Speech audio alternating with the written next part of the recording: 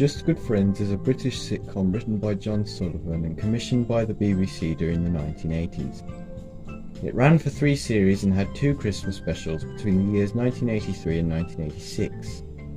It focuses on the relationship between Vince Pinner, played by Paul Nicholas, and Penny Warrender, played by Jan Francis.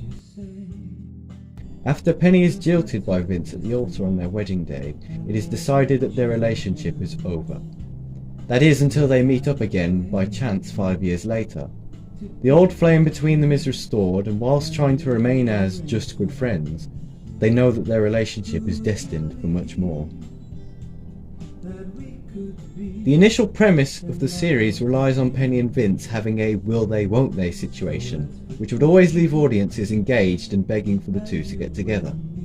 Therefore, when the original series ended in 1984, with Penny and Vince parting once more, not even the feature-length Christmas special could keep the audiences satisfied.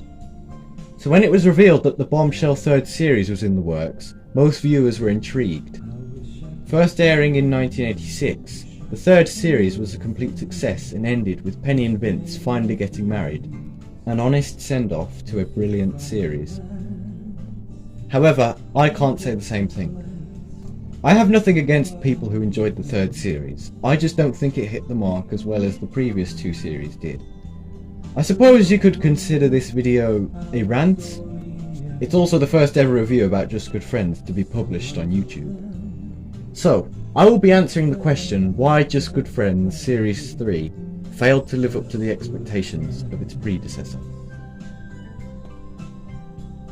Now let's start off by praising what made Series 1 and 2 so invaluable. First and foremost, it completely revolved around Penny and Vince's love affair. Sure, some scenes were not based around the love between these two characters, sometimes Penny and Vince not even being involved in a scene, but it is the conversations between the other characters, being without a purpose and solely to entertain the viewers, that makes it fascinating to watch. The effort put into writing the jokes are what made the show admired in the first place. The narrative followed a cohesive structure and never veered away from the show's purpose, Penny and Vince trying to become more than just good friends. Now compare this to Series 3, which was created just to please the viewers. There is a lack of romance, and more importantly, a lack of original jokes. I can assure you that the majority of the jokes included in this series are just callbacks to the ones used in its original counterpart. The love between Penny and Vince has been dissolved for one reason, and only one reason, and that is the introduction of an official story.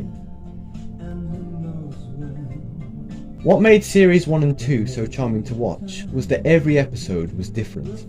Yes, Penny and Vince would argue, then make up again, and then the same would happen in the episode following, but never because of the same thing. You never knew what events would unravel because the episodes didn't follow a specific pattern. Whereas in this series, Series 3, because of it having an actual story involved, every aspect of the series must relate back to this one thing.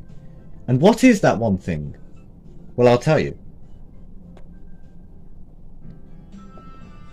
Norman. Penny's father worked as a wine trader. However, he lost his job when he became redundant. Meanwhile, Vincent took charge of his father's companies as well as gaining a new wife named Georgina. When reconvening with Penny 2 years later, he decided to divorce Gina. One of the businesses Vince owns is a wine importers company, so he naturally offers Norman the job. However, his victory is short-lived when Gina asks for 50% of Vince's company as a divorce settlement. He agrees to Georgina's demands and she accepts. However, Vince then chooses to remarry Penny, which makes Gina change her mind, so he arranges a secret wedding so she can agree to his terms. So yes, Series 3 is based around the fate of Norman's future employment. That is the focus. Vincent's valiant attempt to successfully divorce his wife is all for the sake of preserving one man's job. The other reason is so that he can marry Penny, but this, in my opinion, is viewed more as a subplot more than anything. It seems that their priority when making this series was to focus solely on business or how much of a villain Georgina Marshall is to the Pinners and the Warrenders. They include any romance between Penny and Vince as an afterthought and ignore what the true purpose of the series is about. To conclude, would I recommend Series 3? Yes. If you are a fan of Just Good Friends or the cast involved, then I would certainly watch it. Personally, I see Series 3 as more of a spin-off series that uses the same characters but focuses mainly on Norman. Now, I have nothing against Norman Warrender or John Ringham. In fact, all the actors in this series excel themselves greatly. It's all down to the perspective that the series has decided to take. John Sullivan was a genius, and what he originally created with Just Good Friends is something to cherish. If you've enjoyed this video, don't forget to leave a like, and a comment is always appreciated. If you're a fan of Just Good Friends as much as I am, why not subscribe to the channel? I post content quite regularly, so click on the bell if you want to be notified. Thanks for watching.